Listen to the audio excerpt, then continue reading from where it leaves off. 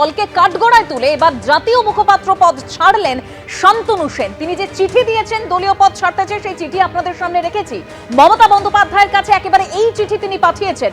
আরজিকর হাসপাতালের দুর্নীতি, অভয়াকাণ্ড, চাকরি বিক্রি সহ বিভিন্ন দুর্নীতির প্রসঙ্গ উল্লেখ করে তিনি চিঠি দিয়েছেন। কোনোভাবে মন এগুলোকে মানতে সম্মতি দিচ্ছে না। চিঠিতে ইস্তফার কারণ ব্যাখ্যা করলেন প্রাক্তন তৃণমূল সাংসদ শান্তনু সেন।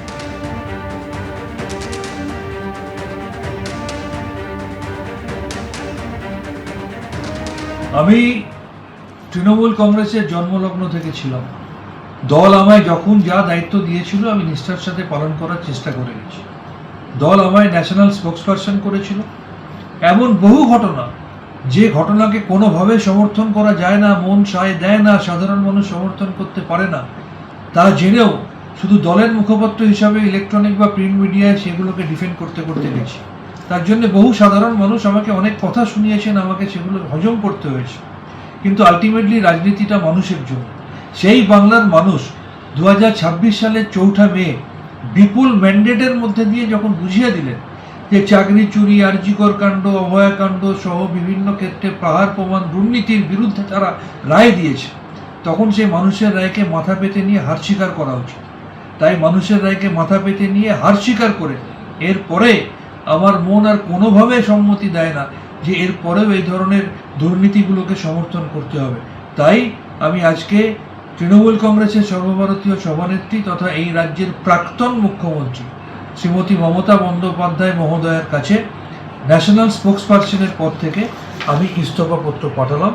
আমার ইস্তফাপত্র গ্রহণ করে বাধিত করবেন।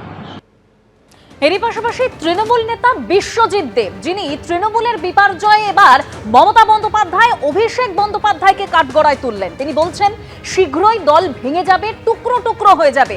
নিজেই দিলেন দল ছাড়ার ইঙ্গিত। বিশ্বজিৎ বাবু, এই আপনার দলের এই নিদারুণভাবে পরাজয়ের মূল কারণ কি? দেখুন, সব থেকে বড় কারণ আমি যেটা বলবো সেটা হচ্ছে র্যাম্পেন্ট করাপশন, দুর্নীতি, লাগাম ছাড়া দুর্নীতি, যেটা গত 5 বছর ধরে হয়ে আসছে। এবং আমি মনে করি যে দলের শীর্ষ নেতৃত্বের নজরে ছাড়া এই দুর্নীতি হতে পারে না।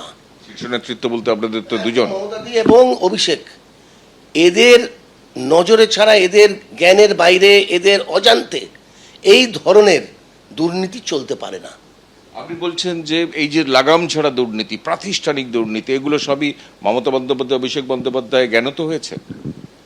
এটা হতে পারে যে তারা জানতো না, মমতা বন্দ্যোপাধ্যায় কিচ্ছু জানতো না, আর একটার পর একটা দপ্তরে লাগাতার দুর্নীতি হয়ে গেছে।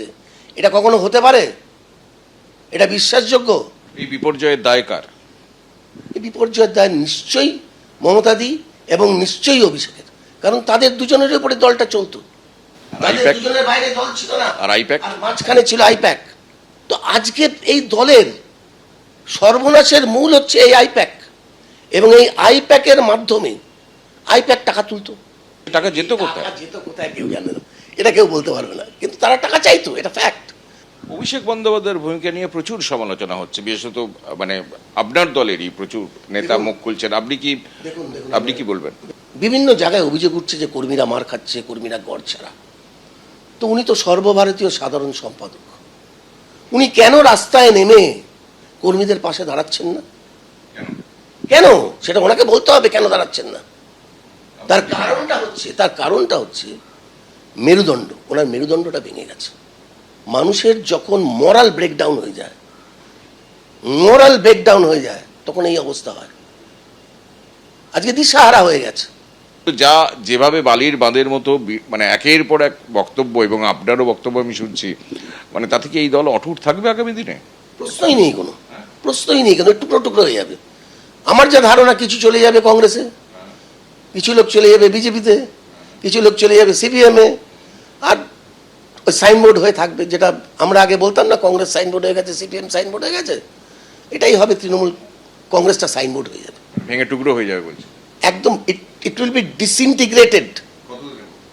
খুব শিগগিরই দেখবেন, এই দিন আর হয়েই তো গেছে, বাকিটা জাস্ট সময়ের অপেক্ষা।